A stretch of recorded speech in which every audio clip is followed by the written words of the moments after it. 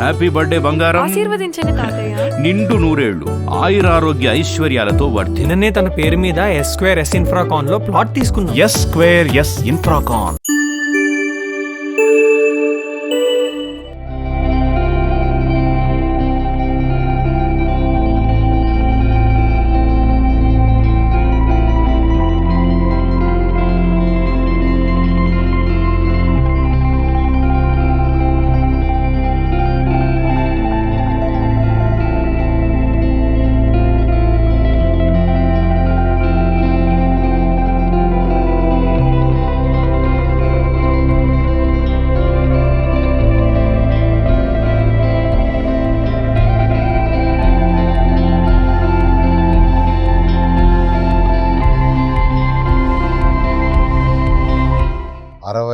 లక్షల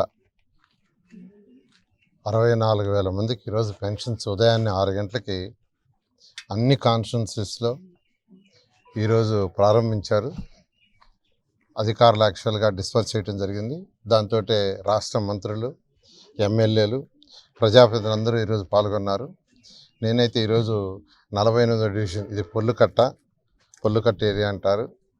ఈ ఏరియాలో ఉదయాన్నే 6 గంటలకి కమిషనర్ గారితోనూ, మరియు ఇక్కడ కార్పొరేటర్తోనూ, మరియు ప్రజాప్రతినిధులతో ఈరోజు నేను కూడా డిస్ట్రిబ్యూషన్ స్టార్ట్ చేయడం జరిగింది. ఇక్కడ ఒకటే 3,000 4,000 చేస్తానని చంద్రబాబు నాయుడు ఆ రోజు మాట ఇచ్చిన ప్రకారమే స్టార్ట్ చేశాం. అంతేకాకుండా 3 నెలలు అరియర్స్ ఇస్తానని కూడా ఎలక్షన్ ముందు చెప్పారు. అదేవిధంగా లాస్ట్ మంత్ 3,000 అరియర్స్ ఇచ్చాం. అంటే 4,000 + 7,000. అసలు ఈరోజు ఈ రాష్ట్రం తీసుకుంటే ఖజానా ఖాళీ, కంప్లీట్గా ఖాళీ. అన్ని వనరుల్ని అసలు గత ప్రభుత్వం ఏం చేసిందంటే టోటల్గా ఖాళీ చేయటమే కాదు, అన్ని అప్పులు చేసింది. ఏ డిపార్ట్మెంట్ తీసుకున్నా, ఏం తీసుకున్నా అన్నీ ఈరోజు అప్పులు ఉన్నాయి. అసలు గవర్నమెంట్ బిల్డింగ్స్నే తాకట్టు పెట్టేశారు. విశాఖపట్నంలో అయితే యాక్చువల్గా సర్క్యూట్ భవన్ అంటారు, అంటే గెస్ట్ హౌస్, దాన్ని కూడా తాకట్టు పెట్టారు. రాష్ట్రంలో ఉన్న అన్ని బిల్డింగ్స్ని తాకట్టు పెట్టి ఈరోజు అప్పులు చేసి రాష్ట్రాన్ని అప్పుల పాలు చేశారు. అయితే ఈరోజు మా ముఖ్యమంత్రి నారా చంద్రబాబు నాయుడు ఆయనకున్న అపార అనుభవంతో ఈరోజు ముందుకు తీసుకుపోతున్నారు రాష్ట్రాన్ని. ఒకటే, ఎప్పుడైనా ఒక రాష్ట్రం కానీ ఒక దేశం కానీ డెవలప్ కావాలంటే అక్కడ ఇన్కమ్ డెవలప్ కావాలి, ఇన్కమ్ రావాలి. ఇన్కమ్ రావాలంటే అక్కడ ఇండస్ట్రీస్ రావాలి.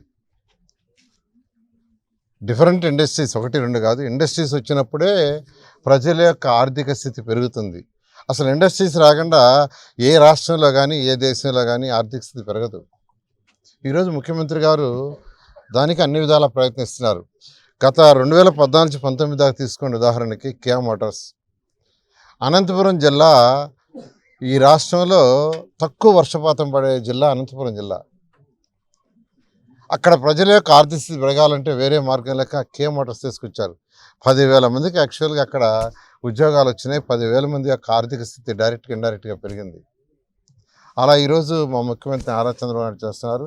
నా మున్సిపల్ శాఖ అయితే మొత్తం, అంటే ప్రజలు కట్టిన ఇంటి పన్ను కావచ్చు, వాటర్ ట్యాక్స్ కావచ్చు, బిల్డింగ్ ట్యాక్స్లు కావచ్చు, అన్నీ కూడా వాడేశారు. మొత్తం గత ప్రభుత్వం అన్ని విధాలా వాడేసింది.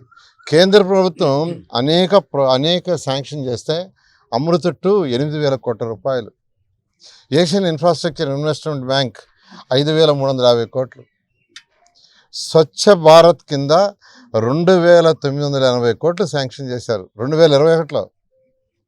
అసలు దాంట్లో ఖర్చు పెట్టింది 200 కోట్లు కూడా లేదు. ఇలా ప్రభుత్వం మ్యాచింగ్ ఫండ్ ఇక, రాష్ట్ర ప్రభుత్వం మ్యాచింగ్ ఫండ్ ఇక, కేంద్ర ప్రభుత్వం ఇచ్చిన నిధులన్నీ మునిగిపోయే స్థితికి వచ్చినాయి. అదే ఆ రోజు 2014-19 నుంచి అయితే ముఖ్యమంత్రి నారా చంద్రబాబు మమ్మల్ని తరివాడు. పోయి కేంద్ర ప్రభుత్వంలో ఏమేమి ఫండ్స్ ఉన్నాయో తీసుకురండి, నేను మ్యాచింగ్ ఫండ్ ఇస్తాను, ఆ వర్క్స్ చేయండి, ప్రజలకి సౌకర్యాలు కల్పించండి, ఆర్థిక స్థితి పెంచండి అని అనేక విధాలుగా ఆ రోజు మమ్మల్ని మంత్రులు అయితే తరిమేవారు వాళ్ళు పోయి తెమ్మని.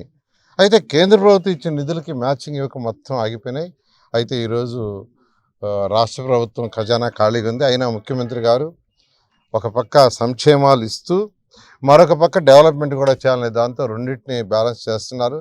ఖచ్చితంగా ఈ రాష్ట్రం ముఖ్యమంత్రి గారి యొక్క ఆధ్వర్యంలో వీలైనంత తొందరలో గాడిలో పడుతుంది. అన్నా క్యాంటీన్స్ రేపు 15వ తేదీ స్టార్ట్ చేస్తున్నాం. ఆగస్టు 15 203 అన్నా క్యాంటీన్స్ గతంలో శాంక్షన్ చేస్తే 153 వర్కౌట్ అవుతున్నాయి. అందులో కనీసం ఒక 100 ఆగస్టు 1కి స్టార్ట్ చేసి మిగతా ఆగస్టు 2 లోపల. అయితే మున్సిపల్ శాఖ వారు ఈ యొక్క 183 వీలైతే 203ని రెడీ చేస్తున్నారు. అయితే ఎవరైతే ఈ యొక్క సప్లై చేస్తారో ఫుడ్ వాళ్ళు ఏంటంటే ఫస్ట్ స్టేజ్లో ఆగస్టు 15 ఒక 100 చేస్తాం సార్, మిగతా ఆగస్టు 2కి చేస్తాం, ఎందుకంటే కిచెన్ రెడీ చేసుకోవాలన్నారు. సో ఏదైనప్పటికీ ముఖ్యమంత్రి గారు ఇచ్చిన ఆదేశం ప్రకారం ఆగస్టు 15వ తేదీ కనీసం ఒక 100 స్టార్ట్ అవుతాయి.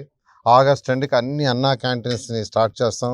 కేవలం 5 రూపాయలకే చక్కటి భోజనం గతంలో ఇచ్చి ఎలా అయితే ఈ ప్రభుత్వం పేద ప్రజలకి కడుపు నిండా భోజనం పెట్టాం, అలాంటి యొక్క ప్రోగ్రామ్ని మళ్ళీ స్టార్ట్ చేస్తామని ప్రజలందరికీ తెలియజేస్తూ నేను ప్రజలందరినీ కోరేది ఒకటే, కొద్దిగా సమయం ఇవ్వండి. 5 సంవత్సరాలు గడిచిపోయింది. 5 సంవత్సరాలు అనేక అవతలు జరిగినాయి. వీటన్నింటి కరెక్షన్ చేయడానికి మాకు కొంత సమయం కావాలి. ఈరోజైతే నేను నెల్లూరు మున్సిపల్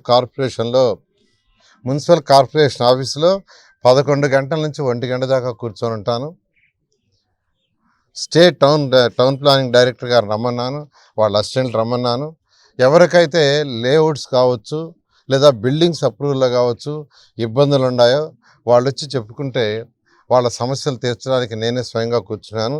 అందువల్ల నెల్లూరు కార్పొరేషన్లో ఉన్న వాళ్ళు ఎవరైనా అయితే ఏదైతే అనుమతులకి సబ్మిట్ చేయాలో అవన్నీ సబ్మిట్ చేసి ఆన్లైన్లో సబ్మిట్ చేసి ఇంకా అనుమతులు రాని వాళ్ళు ఉంటే మీరు వస్తే యాక్చువల్గా ఈరోజు 11 గంటల నుంచి 1 గంట దాకా ఉండి వారి యొక్క సమస్యలు తీరుస్తానని నెల్లూరు కార్పొరేషన్ ప్రజలందరికీ తెలియజేస్తున్నాను. Thank you.